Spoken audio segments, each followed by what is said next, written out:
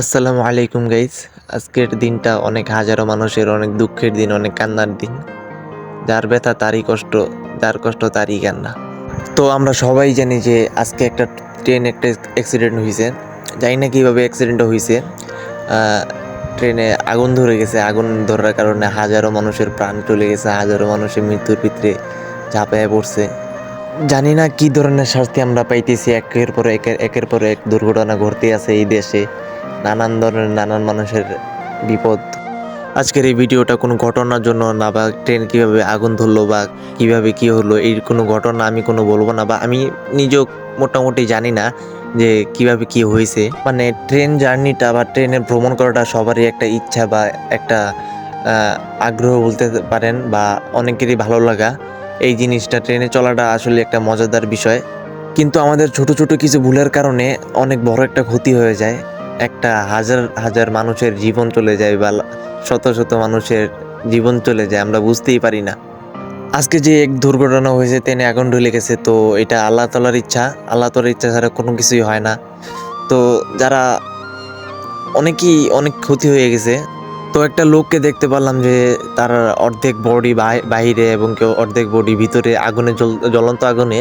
তো তিনি বের হইতে চাইছিল না, মানুষ তাকে জোরাজোরি করতেছিল যেন বের হওয়ার জন্য, কিন্তু লোকটা সে বলছিল যে তার বাচ্চা বউ ভিতরে আগুনে পুড়তেছে, তার জন্য সেও বের হবে না এখান থেকে, সেও শেষ পর্যন্ত মারা গেল।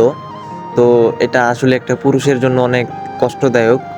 দুর্ঘটনা বলতে দুর্ঘটনা এমনি এমনিই তৈরি হয় না, আমাদের কিছু ছোট ছোট ভুলের কারণে অনেক কিছু তৈরি হয়। যেমন ট্রেনে অনেক মানুষ আছে যারা ধূমপান করে, যারা সিগারেট ধরায়, যারা আগুন ধরায়, কিন্তু আগুনটা কোথায় ফেলায় বা কোন জায়গায় ফেলায় বলতেই পারে না, কিন্তু তাদের কিছু কিছু ভুলের কারণে ঠিকই বড় ধরনের একটা দুর্ঘটনা হয়ে যায়।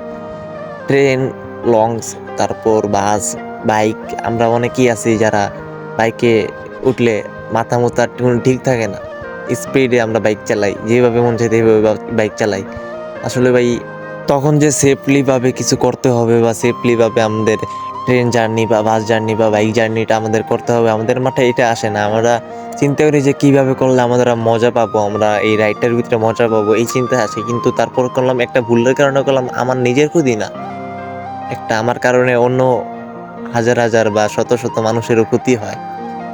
তো ট্রেন, বাস, বাইক, লঞ্চ, অনেক ধরনের রাইড আছে, যেসব রাইড আমি তুমি সবাই উঠে। তো যা করো ভাই ভাববে চিন্তা করো, আল্লাহ তাআলা তোমার আর আমার ভিতরে করলাম বিপদটা আনতে পারতো। তো তোমাকে আমাকে এখনো নিরাপদ রাখছে, আলহামদুলিল্লাহ। আফসোস এটাই যে দেশে এক একটার পর এক একটা দুর্ঘটনা আসতেই চলতেছে, কিন্তু আমাদের দেশের যে নিয়ম নীতি, পুলিশ বাহিনী, ইমার্জেন্সি সবকিছু টাইম মতন কেউ ভাই সময় মতন কেউ আসতে পারে না। মানুষে মারা যাওয়ার পরে তারপর আসে লাশ উদ্ধার করার জন্য। তো ট্রেনের ভিতরে যারা যারা আগুনের ভিতরে পুড়ে গেছে বা যারা যারা প্রাণ হারাইছে, তাদের জন্য দোয়া ছাড়া আমরা আর কিছুই করতে পারবো না। এমনও মানুষ আছে যাদের লাশটা খুঁজে পাওয়া যায় নাই, হাড্ডি দেখা গেছে। আমি জায়গাটায় ছিলাম না, তাও আমার কাছে অনেক আফসোস লাগতেছে যে হাজারো মানুষ তার পাশে ছিল, ট্রেনটা জ্বলন্ত ট্রেনের পাশে ছিল, তারা কিন্তু কিছুই করতে পারলো না।